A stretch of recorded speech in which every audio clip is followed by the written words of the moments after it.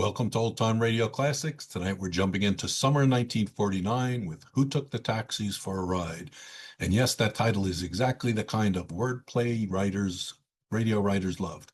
July 1949 was a hot month in more ways than one. The first Emmy Awards had just been handed out. The first television western, Hopalong Cassidy, debuted on NBC. Television was the future everyone saw coming, but radio wasn't ready to surrender just yet. This episode tackles taxi fraud in the big city, New York. New York had over 11,000 cabs rolling through Manhattan in 1949, and whenever there's that much cash changing hands, there's crime. Johnny Dollar made urban investigations feel authentic, the cab stands, the diners, the payphones on every corner. CBS broadcast from studios in New York, which gave their crime dramas a certain gritty credibility. The actors knew these streets, they'd ridden those cabs, they understood that a nickel still meant something when you were trying to make a phone call. Charles Russell was now several months into the role, settling into Johnny's rhythm. The expense account gimmick that seemed clever in February had become the show's signature. Listeners actually look forward to hearing what Johnny spent. Car radios were becoming common in 1949, which meant even your commute became a chance to catch up on the latest crimes. Here's Who Took the Taxis for a Ride.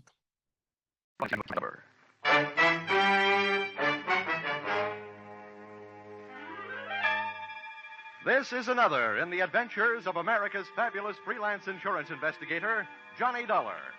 At insurance investigation, he's only an expert. At making out his expense account, he's an absolute genius.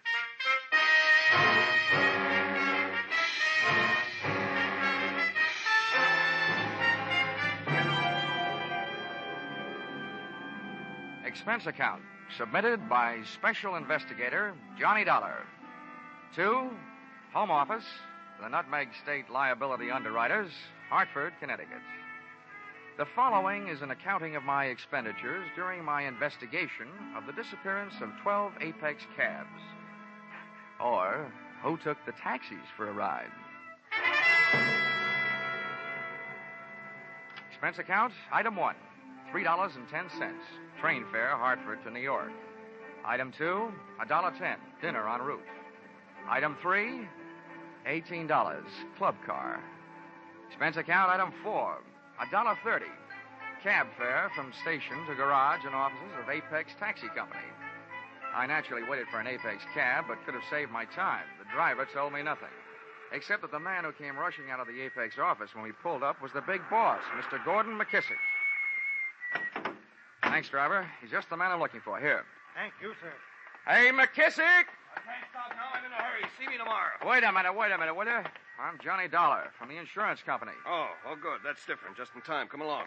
Where are we going? Come on, tell you in the car. Just had a call from the police. Another one of my cabs has been stolen. Huh? They found the driver slugged and unconscious, and I got to get out there. I tell you, Dollar, I'm going crazy. This has got to stop. It's not only driving me out of business, it's driving me out of my mind. The police have done their best, and Lord knows I have too, but I'm about ready to give up. This makes 12 of my taxi cabs disappeared off the face of the earth. It's fantastic. I can't believe it. Hold it, McKissick. Do us both a favor, will you? Huh? What? Play cucumber for a few seconds. Oh. Remember, the insurance company I represent has plenty to scream about, too. What I need is some facts. I haven't got any facts. And if this keeps up, I won't have any taxis. They're gone, that's all. 12 of them, that's all there is to it. Any idea of a motive?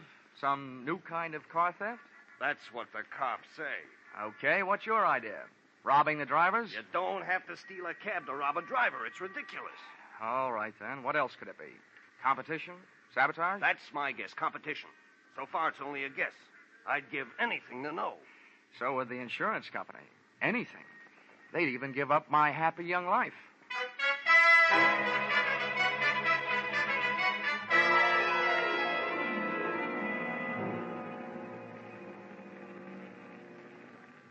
This is it.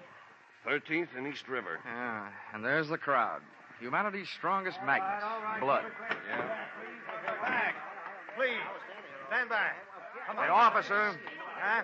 What do you want? Look, here's my ID. This man is McKissick, the victim's boss. How about getting us through that crowd? Well, all right, but I don't know. The right side of his face don't feel much like talking. It's caved in. Stand aside now. Come on. Move. Out of the way. Come on, Dollar. Let's move in. Clancy, open them up. I can't breathe in here, let alone the hurt man. Get out of the way, will you? Okay, Mr. Dollar. Here you are. Oh. Hey, are they right? Is this one of your men, McKissick? Yeah, George Brandon. Been with me 4 years. Oh. Brandon, listen to me. Who did it? Do you know who did it? Try hard, will you? Never saw him before. Yeah, Brandon, only one. Well, what did he look like? Come on, boy. Hey, little guy. Dark. He talk funny. He talked funny? How, Brandon? How? An accent? Come Come on, Brandon. Well, that's it. All right, clear the way. Stand back. Clear the way for the ambulance. The ambulance.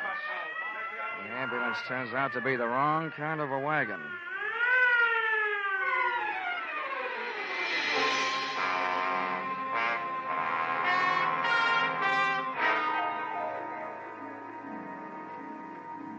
Expense account, item 5, $28. Transportation the following day, visiting hospitals and the homes of the other 11 Apex drivers who had lost their cabs. During the course of this, I contracted a severe case of what GIs used to refer to as Jeep seat. Out of 11 interviews, I got 3 clues. One, that up until last night's killing, the cab nappers had worked as a team. The little dark guy with an accent, as described by the dead driver Brandon, and a 300-pound accomplice wearing a seersucker suit, a Panama hat, and a complexion akin to a perspiring blob of leaf lard. This heavier of the two heavies, it seemed, never actively participated in any of the rough stuff, merely assuming the role of director of operations.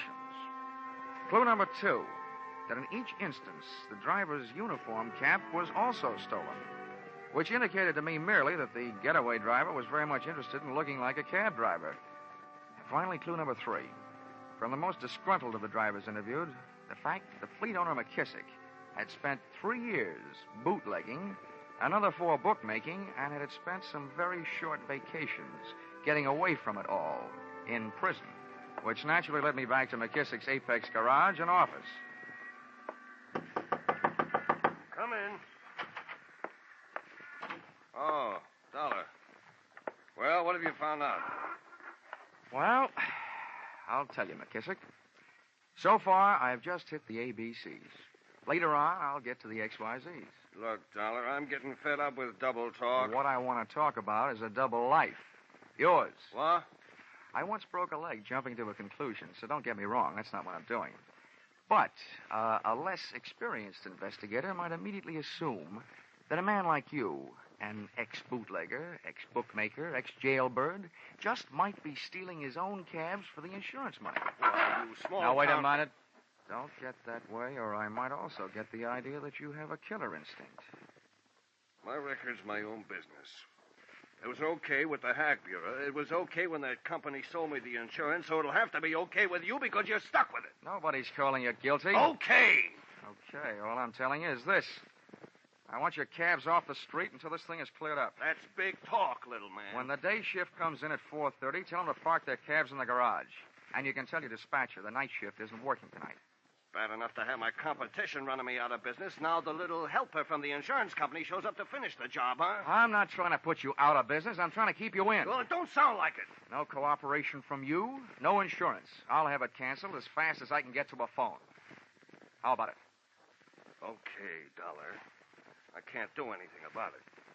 But if I were you, I wouldn't be caught hanging around here by any one of those drivers you're putting out of work. Some of them play rough.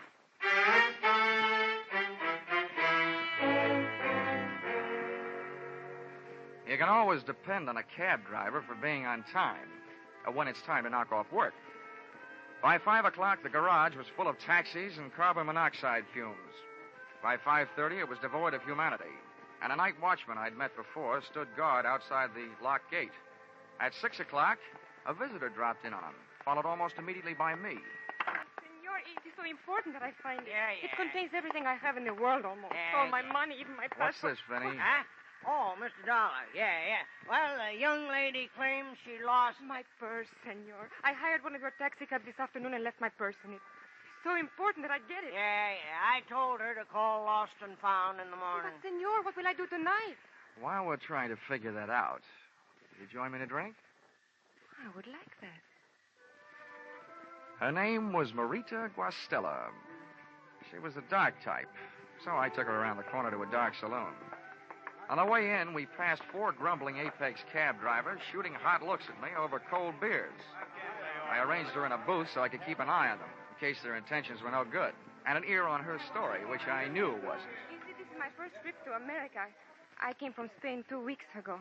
This afternoon, I was shopping on Fifth Avenue, and that is when I took the cab from 49th Street to the Sherry Netherlands Hotel. 49th, Sherry Netherlands. Yes. What time did you take the cab? Wait, I'm not sure exactly. It would help. Oh, it was exactly 10 minutes after 4. I remember now. I looked at a clock.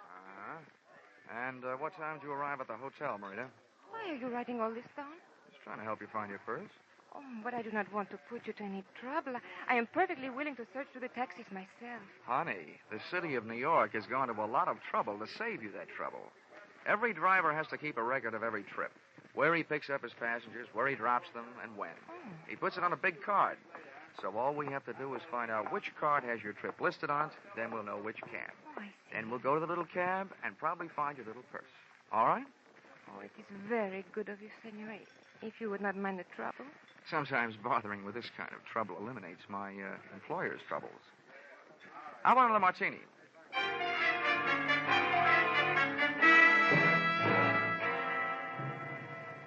Expense account, item 6. $4, bar tab. Tip to waiter, $1. And here's a tip to young ladies who are pretending that they just came from Spain 2 weeks ago. Don't order bird bath martinis and put them away in one gulp. The drinking taste of Spanish ladies is more the sherry type.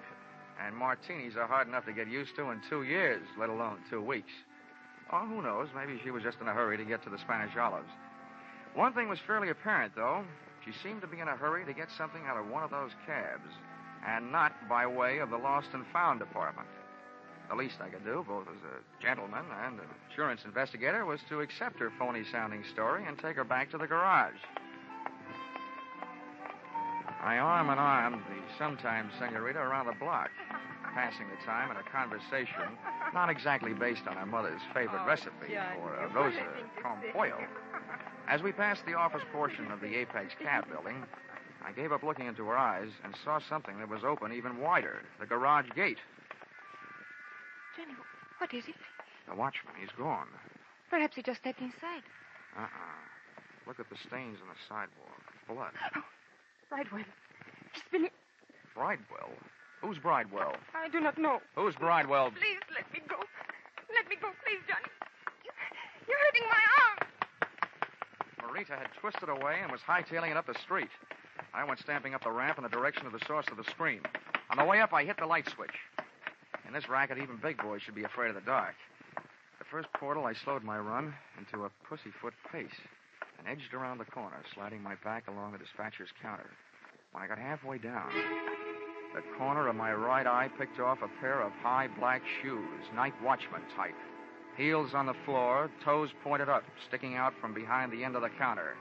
I didn't have time to get a look at the rest of them. Something so round, so firm, and so fully loaded gave me a cold steel kiss under the left ear.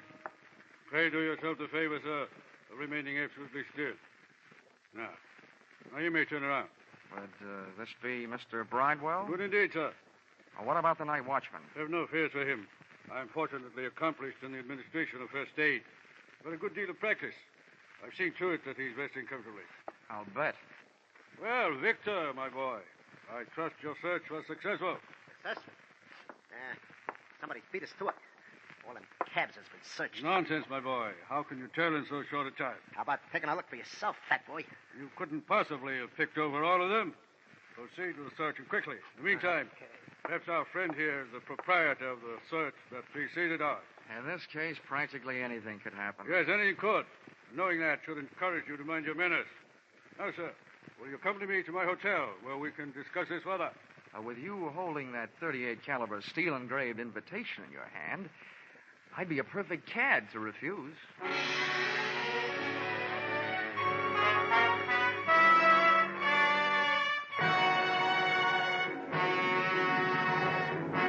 In just a moment, we'll return to the second act of Yours Truly, Johnny Dollar. But first, your armed forces are constantly searching for new methods and devices for national security and better peacetime living. Today's serviceman is a skilled professional who works with advanced techniques and equipment. If you're interested in science and technical subjects, your armed forces offers you a great opportunity now.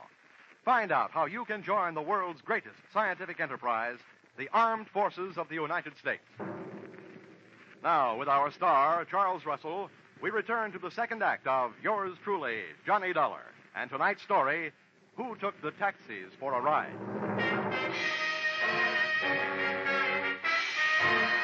Looking for some stolen taxi cabs and wound up in a hotel room looking stupid. Not wishing to make this a permanent effect, I put my mind to work, and the fruits of its labor went something like this. Whoever had been stealing those cabs, and I figured I was face to face with one of them now, had not been stealing the Apex rolling stock for the cabs themselves, but for something evidently hidden in one of them. From here on in, there was only one way to play it, by ear. And it was easy, because the pasty-faced 300-pounder draped in a double-breasted seersucker tent was doing all the talking. Back in 1912, when I was expelled from Oxford University as a result of an unfortunate association with an unscrupulous proctor, I arrived at this decision, sir. It is sometimes not profitable to be on the apparently right side. I make myself clear? Well, in a roundabout way, I think so. Now then, I am thus fully acquainted with my position in regard to this matter of the Scarlet Madonna. But you, where do you stand? I'm running a one-man escort service for Marita Guastella. Ah, Marita. So, the lovely but unwise Marita has taken unto herself an accomplice, has she? Well, as long as you're allied with her, you and I must be at cross purposes. Well, I'm open to suggestion. Good. The girl is nothing more than a penniless adventuress, a common thief. But I, sir, may be able to tempt your transient loyalties with some very fetching terms. Mm-hmm. Well, Victor? This is our man, all right. I knocked it out of the night watchman when he came to. There was only one guy in that garage besides us. This is him. Let's go to work. Now, here, Victor. This is not the time for violence. The gentleman and I are about to discuss terms of mutual profit. Are we not, sir? You were discussing. I was listening. Yes. You'll find that I can be concise when the situation demands that I be. Shall we start with a figure of, say, $5,000? Hey, you're nuts. Let me work him over. Well, Victor, you kindly remember that I deplore violence. Well, young man, what do you say? Nuts to your 5,000, Mr. Bridewell. Good heavens, man. Have you lost your mind? What do you think the Scarlet Madonna is worth to you? Well, so far it's been worth one man's life, 12 taxi cabs, a used car lot that comes to more than $5,000. $7,500 there. Keep coming. Now, see here now. There's not only a limit to my generosity, there's a limit to my patience. How else do you expect to realize such a handsome profit? I haven't made up my mind. Perhaps I can help you. Here are the problems you face. The Scarlet Madonna is no ordinary gem to be disposed of through the ordinary channels. You, sir, have the faintest notion of the importance of the jewel. Well, I've got a hunch I could retire for life on it. A very short life it might be. It'd be a pity if your blood were mixed with that already shed through the centuries over the Scarlet Madonna. Now, don't waste time with that story, fat stuff. We haven't got all week. My purpose in this repetitious recitation is bona fide. The bloody history may convince our friend that no one since the year 1256 has been able to share for any appreciable length of time the company of the Scarlet Madonna. Hey, tell him about the Well, that pirate. was the year it was fashioned to be worn in the vestments of John of Vicenza. On March 20th of that year, he was ordered by Alexander IV to hasten to the province of Tuscany to aid in the routing of the heretics. The pirate. There, John was murdered and robbed of this jewel. And since that date, it has never ceased its bloody journey through history. England, France, and Spain. Don't forget the pirate, fat stuff. Thank you, Victor, for your helpful interest. Indeed, it is true. During one of its bloodier experiences, it was woven into the beard of an Alsatian pirate, from which it fell when his head tumbled into the basket beneath a guillotine. Yeah, that one killed me. You see, mister, don't go losing your head. I'm trying not to. Look, Bridewell, if this rock is so hot, how come you're willing to risk your pudgy little neck for it? Victor here and I are only the temporary middlemen for this infamous death. You aren't yet. Am I to understand that you refuse? Well, I must say you tell a very good story. But the answer is still nothing doing. I told you, fat stuff. We're wasting your breath on this guy. Oh! Well, now, Victor, that's enough. Here, now, get up, young man. Keep that monkey off of me, or I'll yell the roof off this joint. Yes, no, that won't be necessary. Now, put your hands up, please. Now, Victor, go through his pockets. Not that anyone would be foolish enough to carry the Scarlet Madonna. Okay, now. easy. You'll kick your teeth in. Don't try it. Hey. All right. You know what we got here? An insurance stick. I know, Victor. One gun is enough. Not for me, it ain't. He must be from the company insuring the rock. No, Victor. I am thoroughly familiar with the policies covering the Scarlet Madonna. What's the gentleman's name? Johnny Dollar from Hartford, Connecticut. And right now, thinking there's no place like home. I'm leaving. No, not alive, you ain't. We can't let him out of here. He's red hot for us. Put down your weapon, Victor. There's been trouble enough. Hunter, no, you don't. Oh, yes, I do. Back off, Buster. Now, Victor, I must insist. Let him get away. Marcus, let go of me. Insurance investigator, whatever. If he knows where the jewel is, he's more good for us alive than dead. More valuable than even you.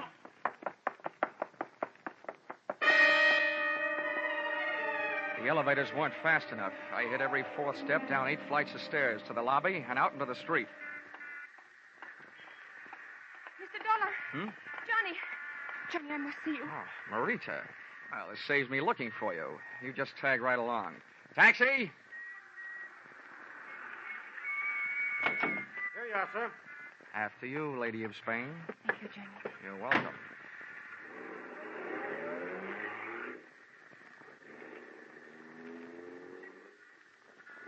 Oh, my poor Johnny. What did they do to you? A gentleman named Victor hung a right hand on me, complete with signet ring. Oh, Johnny. Oh, never mind that hanky. I'm not in the mood to be dabbed at. I'm so sorry. Johnny, what did they tell you? Oh, no, you don't.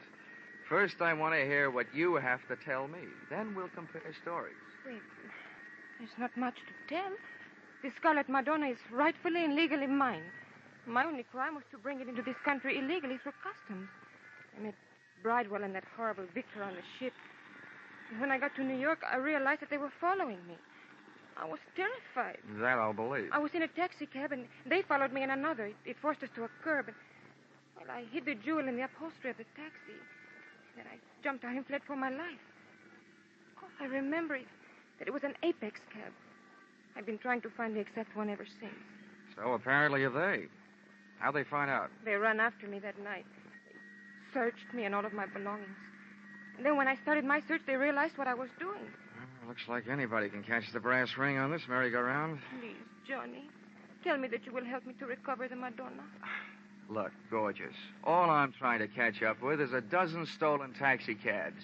But you are not just going to leave me flat? With that figure? Impossible.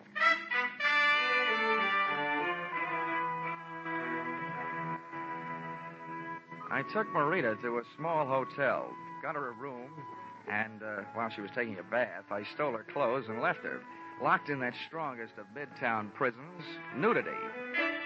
The first joker I went looking for back at the Apex garage was the unfortunate night watchman. I found him sitting up and taking nourishment out of a bottle and nursing an egg on his head that would have hatched an ostrich. Oh, it's you, Mr. Dollar. Yeah. I tell you, I've been worried about you. Yeah. Thank heavens you're all right. No thanks to you. No, what do you mean, sir? I mean, why'd you tell that sawed-off ape who slugged you around that I searched these cabs in here last night? Why, I didn't mention you, sir. I told him it was the boss, McKissick. Huh? Yeah. McKissick? Where is he now, do you know? He just came by. I believe he's next door in his office. Thanks. Yeah. Oh, McKissick. This case is developing more suspects than a garlic breath in a crowded elevator. Now, listen, I mean, that's a double-crossing scum.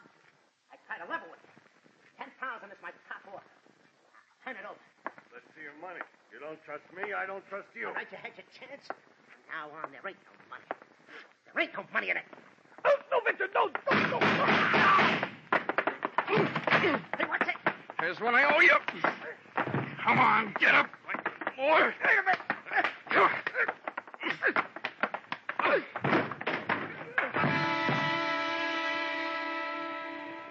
Then I finished the job he had started. I found the Scarlet Madonna clutched in McKissick's dead hand. For a Scarlet Madonna, it was mighty green. It was an emerald about the size of a pack of cigarettes that's been flattened out in your pocket. A Madonna figure was carved in bas-relief on one surface. As I stood over the body of McKissick, looking down at the green gem in my hand, I realized where it got its crimson name. For on the floor, outlying my hand, was a spreading pool of scarlet blood.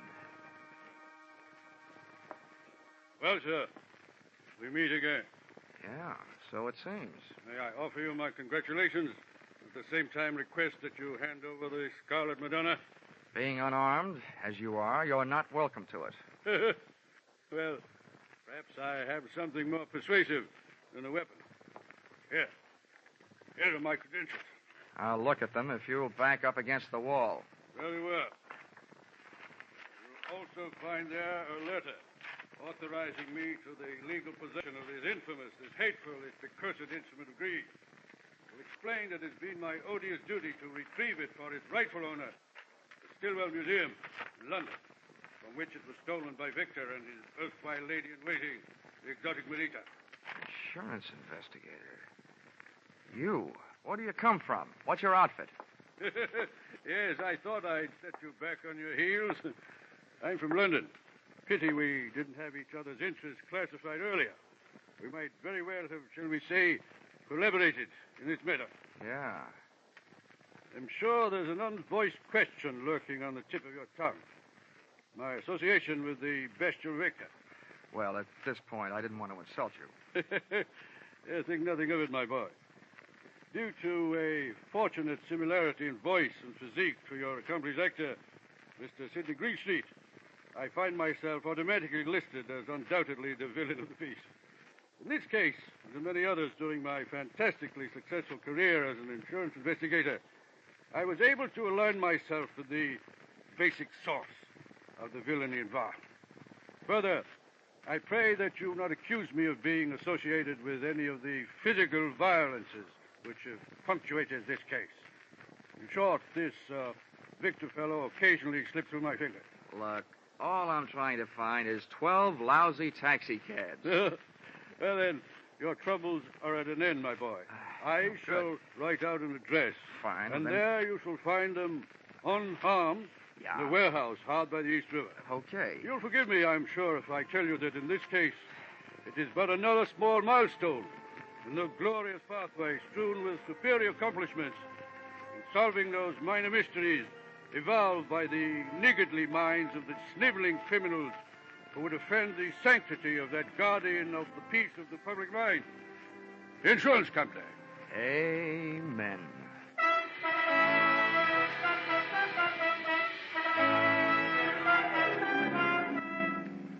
Expense account, item 7. $1.95, one evening gown, which was hard enough to find, but would probably be even harder to wear at that price. Purchased in an all-night salon de mode on 136th Street. This dress I gave to Mr. Bridewell to take with him when he went calling on Senorita Marita Guastella, prior to turning her over to the police. Expense account, item 8, $6.10. One bottle of you-know-what, with which to gargle the half-good, half-bad taste left by this case out of my mouth. Expense account, item 9, transportation. No, come to think of it, you can forget this item for a while. I think I'd better stay here in Manhattan and rest up a bit. Expense account, item 9, $400. Advance. Entertainment and things while resting on my laurels. Or possibly Mr. Bridewell's laurels. But anyway, resting. Expense account total, $1,100. You fill in the cents. Yours truly, Johnny Dollar.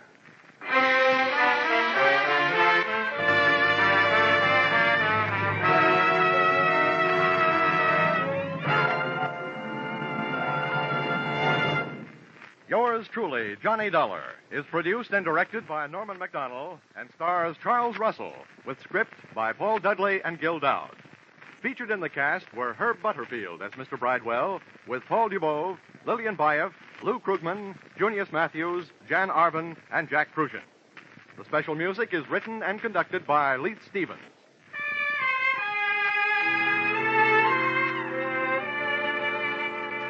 Be sure to be with us again at the same time next week when another most unusual expense account is handed in by Yours truly, Johnny Dollar.